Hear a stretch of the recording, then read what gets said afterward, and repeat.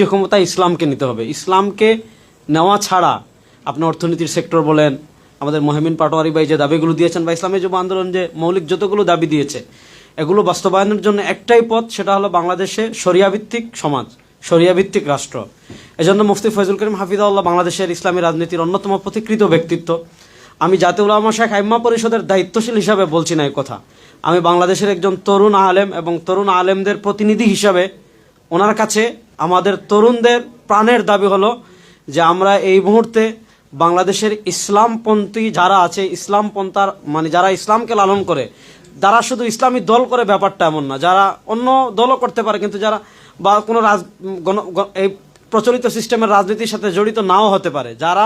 ইসলামকে লালন করে, ইসলামকে ধারণ করে, ইসলামকে ভালোবাসে, এই বাংলাদেশের সব যুবকদের শুধু না, সব আলেমদের, দেশপ্রেমিক সব মানুষের প্রাণের দাবি হলো